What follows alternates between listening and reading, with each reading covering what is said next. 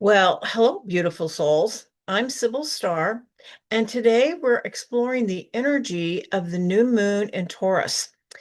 The new moon in Taurus is a powerful time to plant seeds for manifestation through conscious co-creation.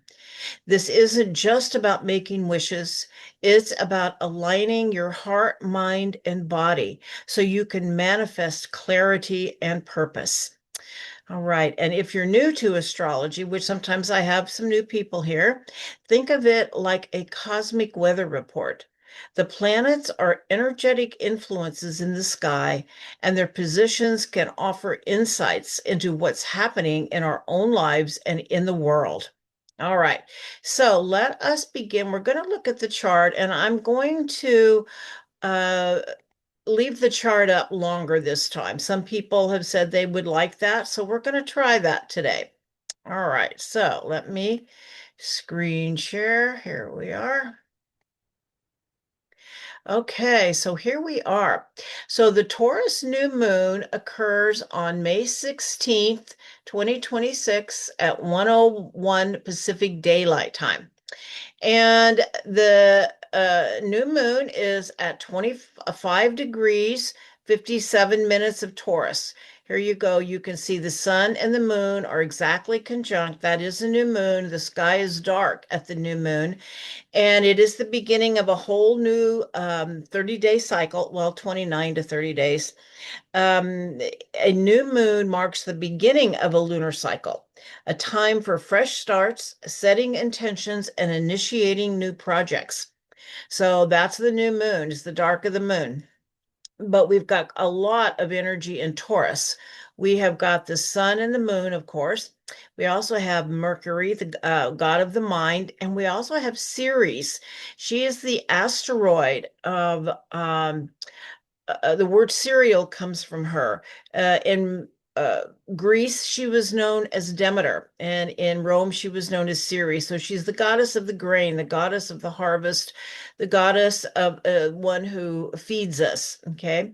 Now, this new moon is also conjunct Uranus and Sedna in Gemini, so that brings a whole new different energy into the situation. And it's all relatively close to the Pleiades. So the Pleiades is also very involved, as well as the star Algol. We'll get to the rest of the chart, but let's just begin with this. And I'm going to just kind of talk about it as we move along, and I'm going to point it out. So we've got these four planets in Taurus. So what does Taurus mean? You know, Taurus, it comes here in the northern hemisphere in the spring when everything is fertile and abundant and the plants are growing. So this is a time of a beauty and sensuality and comfort as the earth is so abundant, but it also emphasizes stability, self-worth, and our connect and is mostly the sign most connected to Mother Earth and to our bodies. Taurus is an earth sign known for its focus on values, resources, and grounded manifestation. That's why we're going to be talking about how to do it, because it is very much about conscious co-creation. Taurus reminds us that true abundance isn't about just what we possess. Mm. It's about the coherence we embody, the stable frequency that attracts what we are aligned with.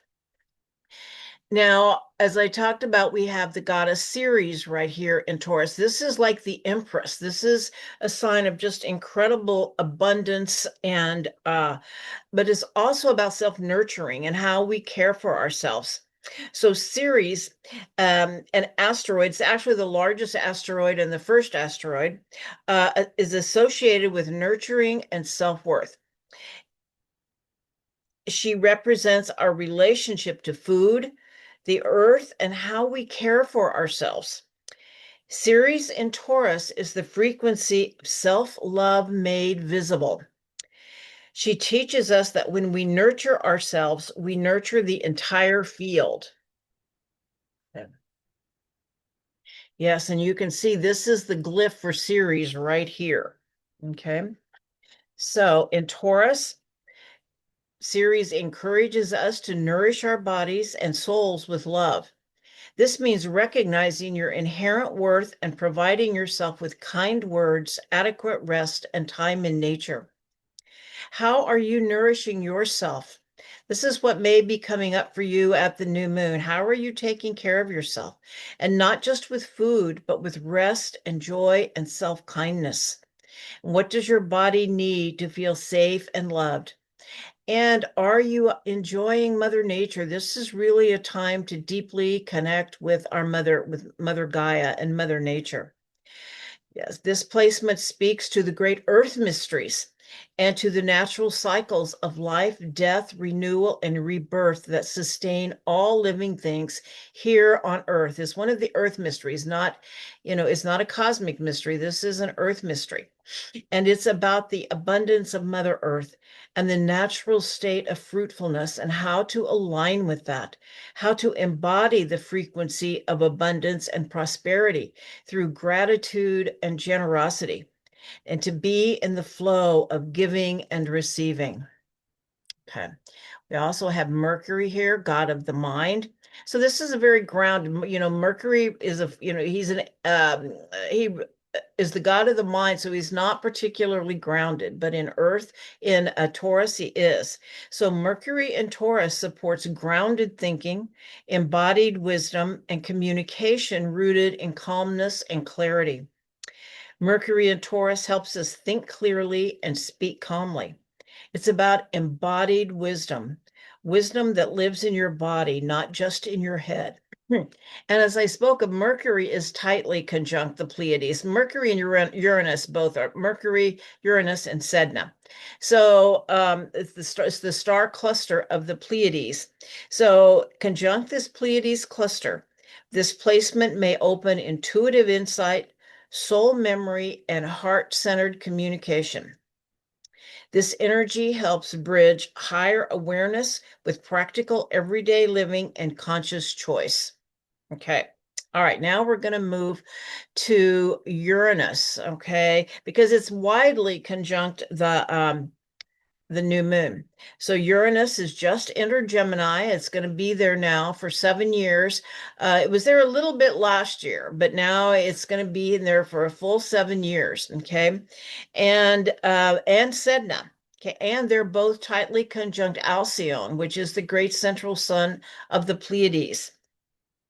So Uranus, the planet of awakening and change, has just entered Gemini, an air sign associated with communication and ideas. This transit will last for 7 years, accelerating how we exchange information and bring sudden insights and new perspectives. Uranus in Gemini is like a cosmic download, a rapid upgrade to our collective nervous system and how we communicate. And you might experience a surge of mental activity, sudden breakthroughs, new ways of understanding complex ideas, and a shift in collective perception of reality. It is a time of fractal revelations, sudden insights that break open old patterns and reveal new connections. It's important to care for your nervous system as you may have trouble sleeping or just feel really wired. Okay. All right. Now, Sedna. So, who is Sedna? So, Uranus is the planet of awakening. And in Gemini, it is so much about the mind and being able to, what's the word, hold these new ideas, these things coming in. Is kind of like the field is just ripe for innovative ideas and downloads. All right. Now, Sedna, she's a different story here. Sedna, it's the story of an Inuit maiden who married, and her husband abused her. I'm giving you just a real, uh, you know, just a very brief synopsis of the story. Anyway, her husband was the North Wind, and she had contacted her father to say that, he was abusing her and she needed to leave. So he came to get her. And the north wind got wind. He heard about that she was leaving. And so he started blowing and blowing and created a big storm. And she fell out of the boat. And as she tried to climb back in, her father cut off her fingers so that she couldn't, because he was afraid she would tip the boat. And she sunk to the bottom of the sea, where she became the mother of the deep. And she gave birth to all sorts of animals and life forms there.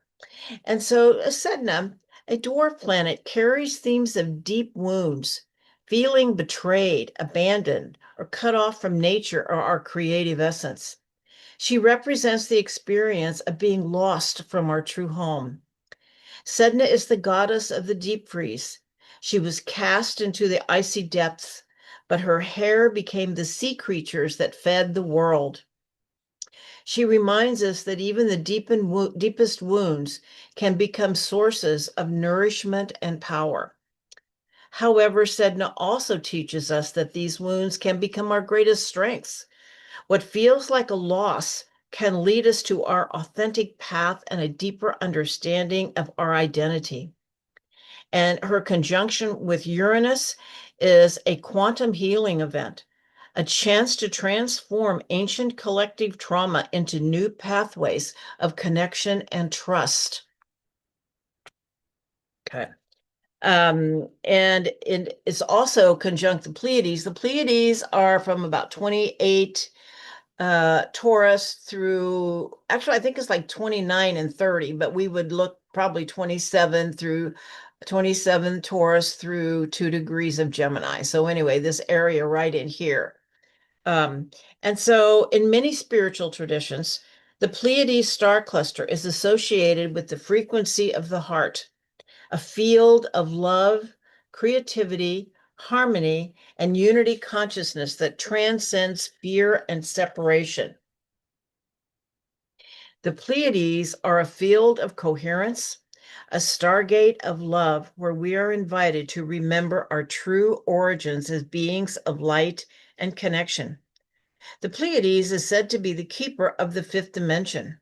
And the fifth dimension in this context refers to a higher state of awareness rooted in compassion, co creation, intuition, and conscious relationship with all life rather than a physical place. The Pleiades act as a stargate to a more loving way of being. They remind us that love, creativity, and interconnectedness are fundamental principles for the future. This is a Pleiadian gateway, not a destination, but a frequency to embody. And it's also important to remember now there are beings who do exist in that dimension that we call the Pleiades. And we have very strong connections to the Pleiadians, and many of us carry that Pleiadian, I'm going to say frequency. We could say star codes, but I'm going to say frequency. And so, what I'm beginning to really understand is that true contact is not just about interacting with star beings, it's about becoming a star being ourselves, to remember that we are star beings and to live in that frequency. And we do it by stabilizing our coherence, nurturing our self worth, and living from a field of love and unity. All right. So, the three of them together here, the conjunction of Uranus, Sedna, and the Pleiades suggest a collective awakening to heal the illusion of separation and activate the Pleiadian gateway, a remembrance of humanity's deeper destiny rooted in a fifth dimensional frequency of love, creativity, unity, and co-creation. And so, in this trinity of awakening, Uranus brings the downloads, Sedna brings the healing, and the Pleiades anchor the love. Together, they open a portal to a fifth dimensional frequency, a state of awareness where love, unity, and conscious co creation become our natural way of being. So, what new ideas or insights are trying to reach you now? What old wounds may need to be transformed into wisdom? And how can you open your heart to the Pleiadian frequency of love and unity? Okay. And of course, the Pleiades is very, very connected to Mother Earth. They love Mother Earth. And those beings that live in that frequency, and many who are here, um, have that deep love of Mother Earth. Okay. Now, the challenge with this new moon, there's always a challenge. That's all beautiful, beautiful energy. And the challenge is something we haven't talked about, which is the Mars Chiron conjunction. Okay, and look at that. So Chiron is at 28 degrees of Aries, 24 minutes. Mars is at 28 degrees of Aries, 25 minutes. That's a very tight conjunction. And we know that Mars is the warrior. Mars is about courage and action, but it often shows us, where in Aries, it shows us where we may not, where it takes courage to stand in our own personal sovereignty. Okay, that's what it's really about. And we meet lots of obstacles in that way. And so Chiron is the wounded healer. And so Mars, the planet of action and courage, is conjunct Chiron, the wounded healer.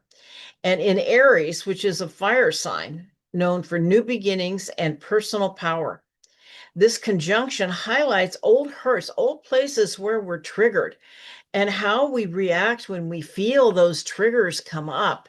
But it also offers a powerful opportunity for healing. This is the wounded warrior's return, a chance to transform our past battles into wisdom and strength. To heal, we must first acknowledge and integrate these feelings within ourselves rather than projecting blame onto others.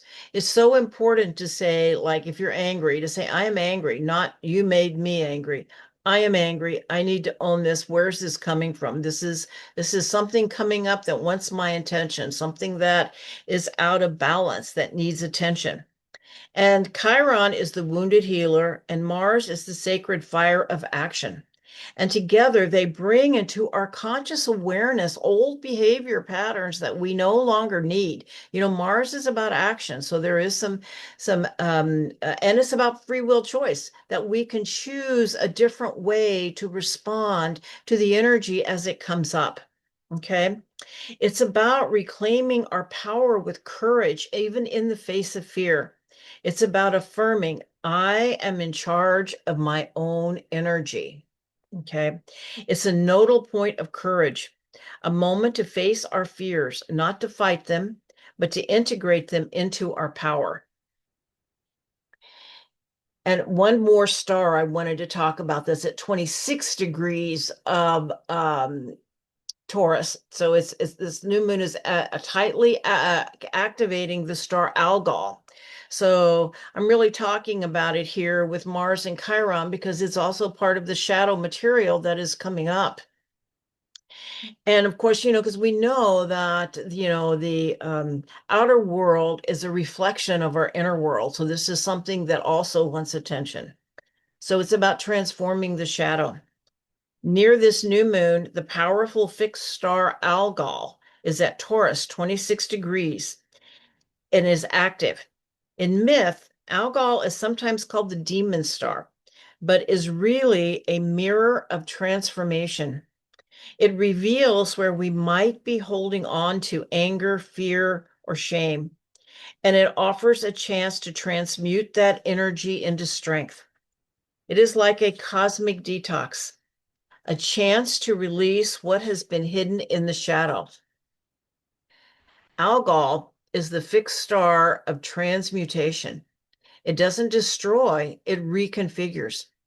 It shows us where our power has been distorted and invites us to reclaim it with integrity. This is a shadow gate, not to be feared, but to be walked through with awareness. On the other side lies clarity, courage, and a deeper understanding of our own light. It may ask us, what part of yourself have you been hiding or judging? What energy are you ready to transform into wisdom and strength?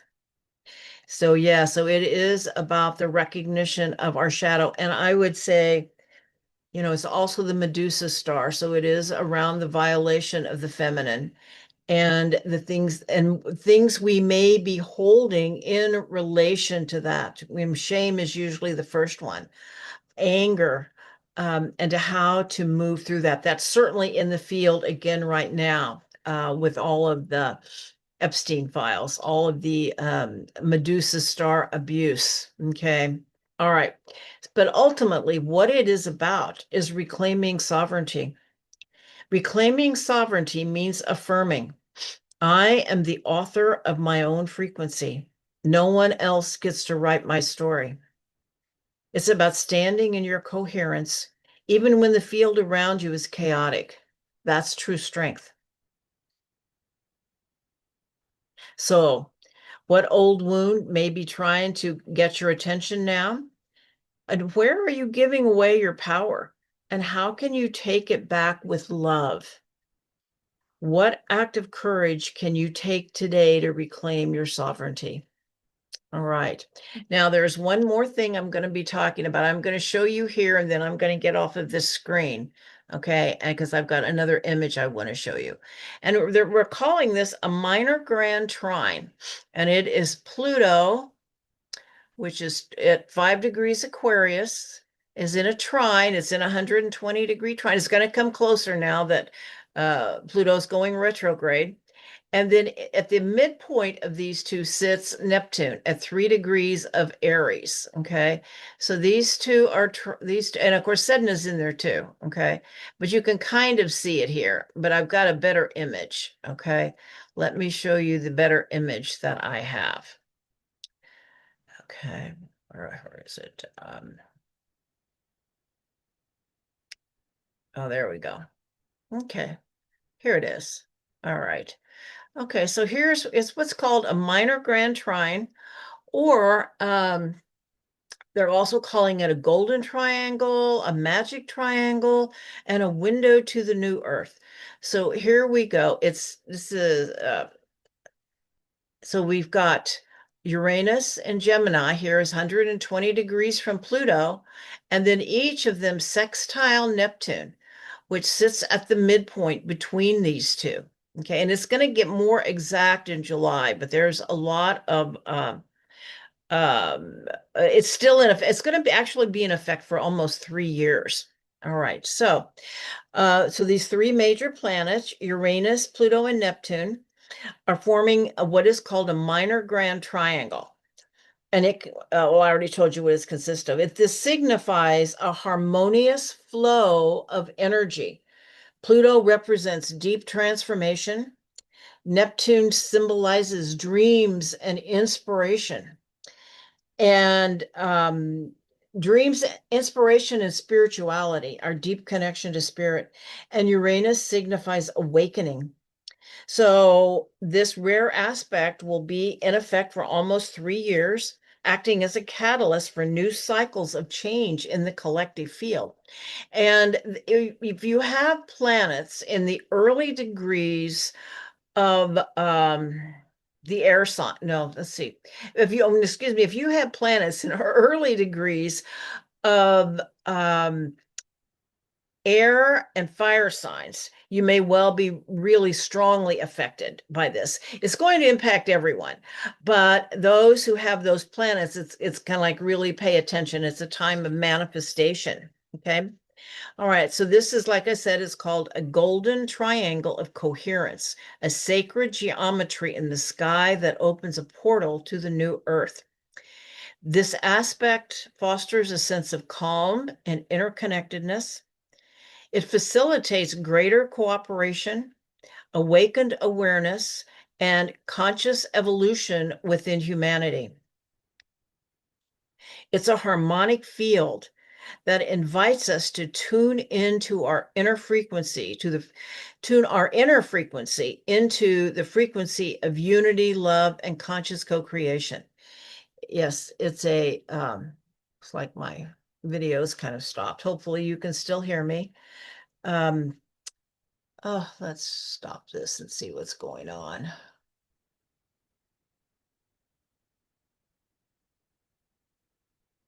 Okay, there we go. Well, I had to bring that down.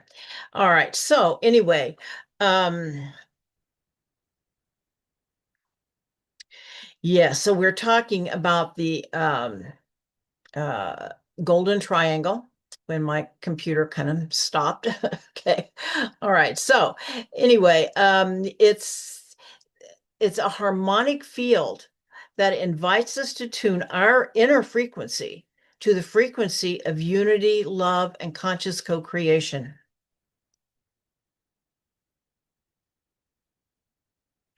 So they're calling this the window to the new earth, as I said.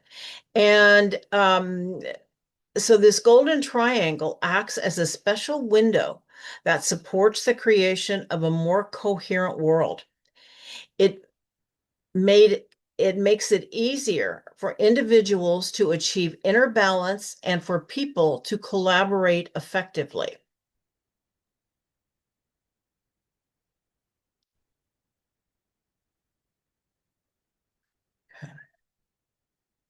The triangle is a stargate of conscious co-creation and manifestation. It's a window through which we can begin to build the world we've always dreamed of, not by force, but by coherence. It's about coming into coherence.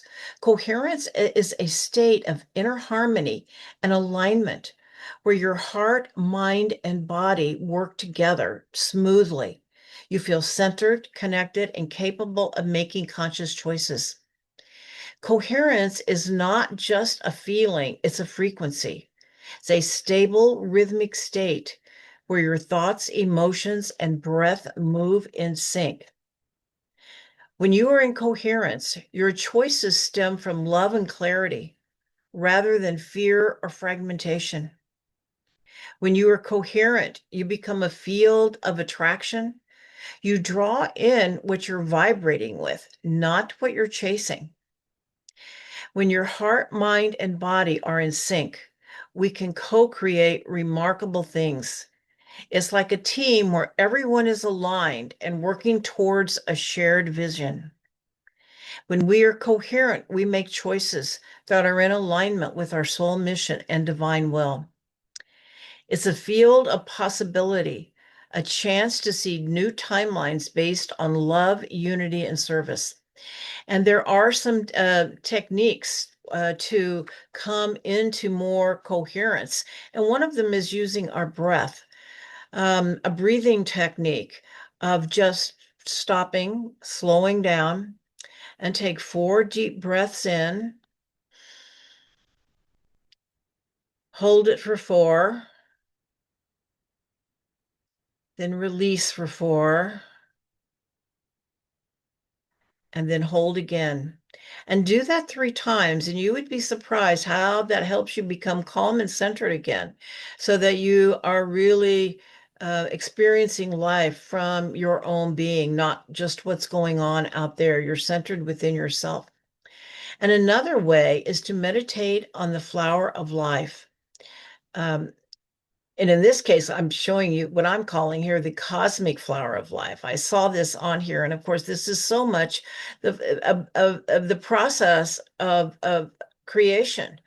And so meditating with the flower of life with a solid intention in coherence can really help with manifestation and create.